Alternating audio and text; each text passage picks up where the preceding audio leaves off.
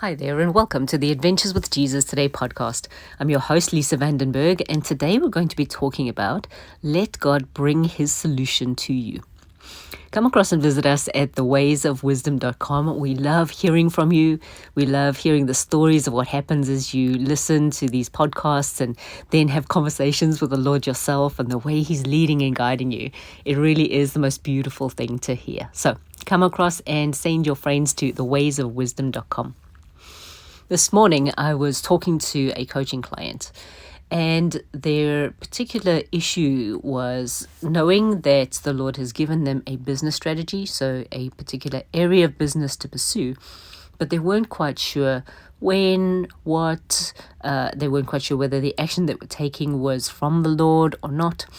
And it happens to all of us. When we get to that place, we start to swirl. We start to get frustrated and go, but I know I heard God in this, but now do I doubt that? I don't know how to go forward. I feel bad because I'm stuck and I want to go forward. And all of these doubts start swirling in our mind, right? This is exactly where this client was today. And I know that it's a thing that happens to every single one of us. So as we sat and talked it through, I remembered this phrase that the Lord had given me a little while ago. It says, when my truth is drawing you, then your pain isn't driving you. Isn't that so profound? When we are in that place of that swirl, where we're frustrated in that, then it's our pain, our insecurity, the doubt driving us. And you can actually feel it. It's like you feel driven, right? As opposed to when we switch, we can start to see things from God's solution perspective, and he draws us to the solution instead of the pain driving us. Right? So what we actually did this morning is the first point was noticing that the person was frustrated and stuck, right? Because what can happen is we can get into that place and we can just be so deep in the forest that we don't actually stop to acknowledge, hey, something's happening here. Right? Imagine you're actually in a forest and it's at night and there are noises and you're scared and you can't see a way out. And we can get so caught up in that emotion and I can't see a way out and I can't find a solution and I can't control anything, that emotion can actually keep us trapped, and that mindset can keep us trapped. But if we could just stop on the pathway, so imagine yourself just stopping in the middle of the pathway and going, hey, I acknowledge that I'm in a place where I'm feeling this way, and fear is driving me to try and find a solution, driving me to try and do something in my own strength, driving me to get something done, whether I am sure that it's from God or not, right? And actually that stopping and acknowledging that you're at that place gives us an opportunity to let the Holy Spirit speak to us, to let his voice come in, because we're no longer in the swirl, right? And so when we stop and we give him the opportunity to be able to speak to us, then the second thing is asking him what's driving you. What is the fear driving you? And in this particular case, and in cases in my own life and in other clients' lives, it was this desire, and I love that this is the posture of our heart. It's this desire to do what it is that God's called us to do. So many of us are, God, I just want to do what you want me to do. I want to do what I'm called to do. God, I want to put a smile on your face. God, I don't want to disappoint you. God, I don't want to be behind timing or in front of timing. And so the deep down posture of our heart is beautiful because we want to engage God. We want to do what he's called us to do. But when that is driven by fear, it gets us stuck in that whirlpool. It gets us stuck in that hole and in that scared place, right? So we just took some time to say, Lord, what is the fear that is driving? And then we ask those beautiful questions that you've heard me say in so many podcast episodes, is asking the Lord, is there a lie I'm believing or someone I need to forgive? And as we do so, the Holy Spirit is so faithful, because this is the surrendered heart, right?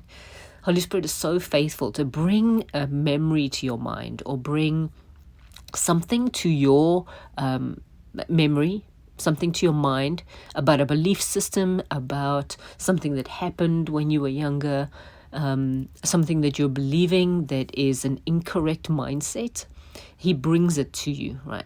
And then the second set of questions is, okay, Lord, if I give this to you, Lord, I give this lie to you, I forgive this person, then the next set is, what is the truth that you want to give me in return, right? And then God will show you who you truly are. That's not the lie that you believed before, or show you the true mindset of how he thinks about you, what he has put in you, that helps to replace the erroneous one that you had before. Okay? And then the third thing we did is, once we had this truth that the Lord showed them, we actually put a plan in place, because I love the spiritual revelation. I love the breaking off of lies and truth. But then I absolutely believe that God gives us, because faith without works is dead. I believe that God gives us practical steps that we can take after that, right? And so, as we were talking about now, this true mindset that the Lord showed this person, their dreams began to surface, right? They began to relax enough to actually say to the Lord, this is what you have been showing me now. This is what you have revealed. This is what I do see, right? And then we said, okay, Lord, how do you see the person?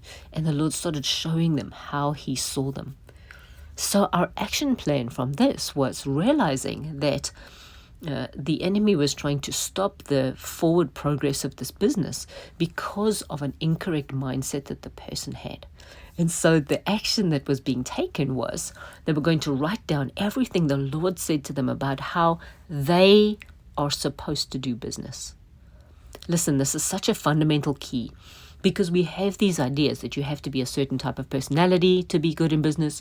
You have to have a certain amount of money or connections, or, and we limit God's view of what we are like as a business person, or whatever situation you're in, what you're like as a mom, as a dad, as a brother, as a sister, as a friend, what you're like in your work, how you get to be in your workplace, how you get to be in your community's lives. All the scenarios of our lives, we can sometimes box ourselves in to think we have to look a certain way. And God's just saying to us, hey, please let me draw you to the truth by asking me how did I design Lisa to be a business person? How did I design Teresa to be a mother? How did I design Fred to bring a new invention to earth? Right?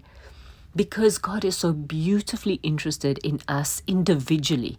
He's not interested in cookie cutter. He has a way to bring what he has to bring to the earth through you, like only you and he can do.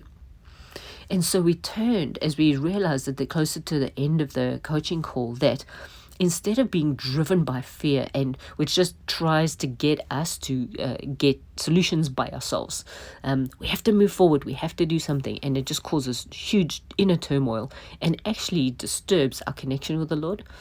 When we stop and take a deep breath, we could actually go, Lord, wow, what do you think? And in this particular client's case, what do you think about this business? Lord, what did you put in me that I get to bring to this sphere of business influence? Lord, who are the people that you've put around me that I can walk with in these circumstances? And we realized, actually, in this person's case, that they're called to the secular world. So they don't need to be afraid of who's going to be there. They can go in beautifully powerful, realizing that them and the Lord are going into this field of favor that he's put in front of them. And it totally changed everything. Their perspective became one of joy and excitement and strength and real hunger to just seek the Lord for what they and the Lord get to do from his perspective. So they're letting the solution, the truth of what God has, draw them towards the beautiful plan he has, instead of letting fear drive them towards it. Right?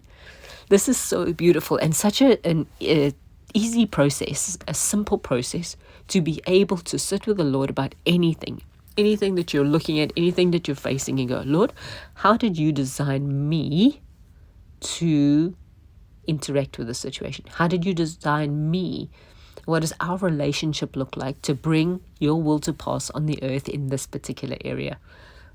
So good. So remember, when His truth is drawing you, then your pain isn't driving you. So let the Holy Spirit show you the beautiful, beautiful plans. Jeremiah 29:11, Jeremiah 33:3, so many beautiful places in the Word where God is drawing us towards the beauty of the plans He has for you, and absolutely does not want you cycling in the pain that the enemy tries to use to drive you. So I'd love to hear the stories of what happens. It's beautiful. I'm connected to this client long term, and just seeing them walk out this call on their life is the most exquisite thing. So, as always, Jesus is inviting you on an adventure today. Will you accept? Come across and visit us at thewaysofwisdom.com and pass this podcast on to friends and those you love so that we can spread hope and good news around the world. Bless you, bless you, bless you.